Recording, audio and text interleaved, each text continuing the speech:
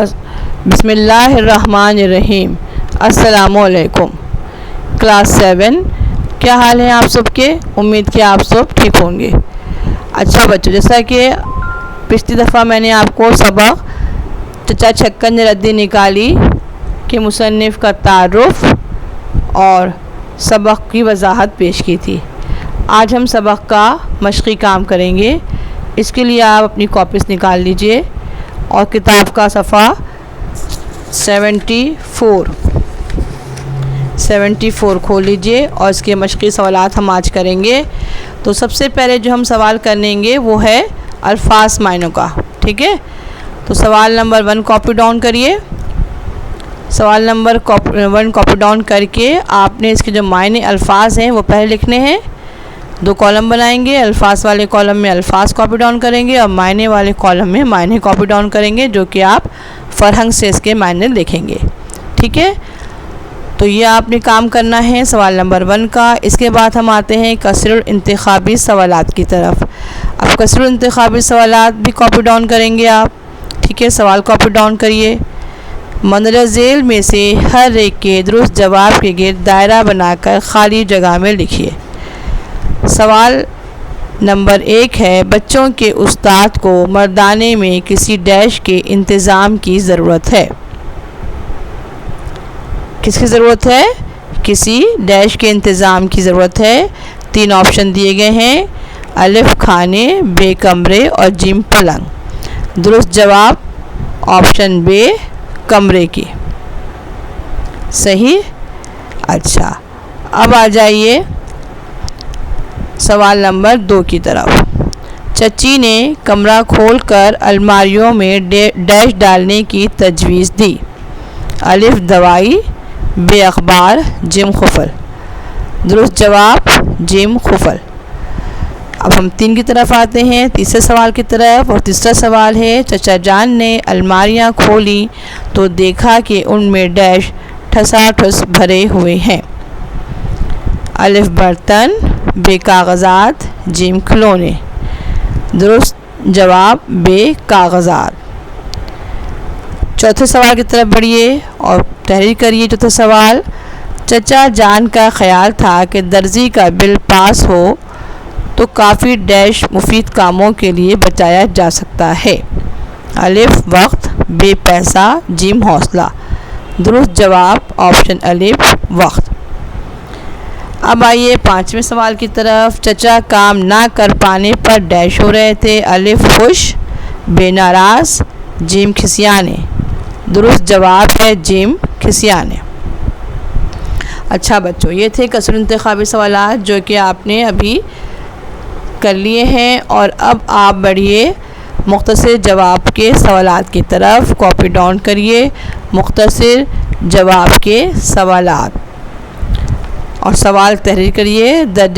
درجہ ذیل سوالات کے مختصر جوابات تحریر کیجیے، ٹھیک ہے؟ پہلا سوال ہے، یہ واقعہ ہفتے کے کس دن کا ہے؟ جواب تحریر کیجیے، یہ واقعہ جمعے کے دن کا ہے۔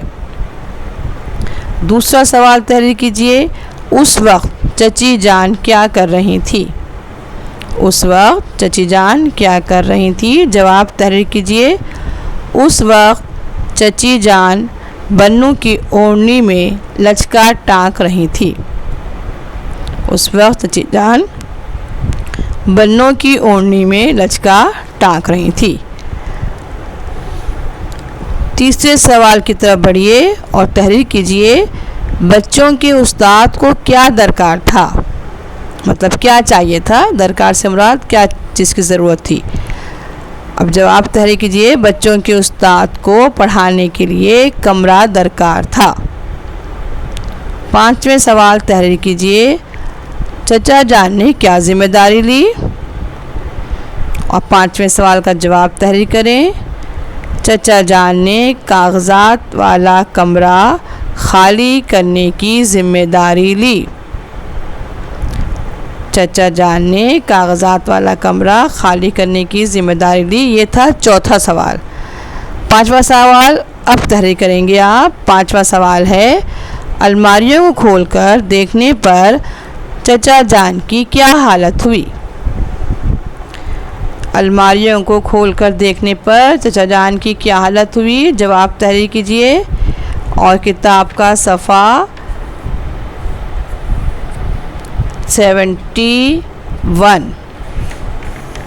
پیج نمبر 71 پہ اس کا جواب ہے۔ جب چچا جان نے جب ان پر نظر ڈالی تو دل رک گیا، کبھی خانوں کو دیکھتے، کبھی منہ بنا بنا کر داڑھی کھجانے لگتے۔ ٹھیک ہے، یہ والا جواب ہے اس کا 5ویں کا۔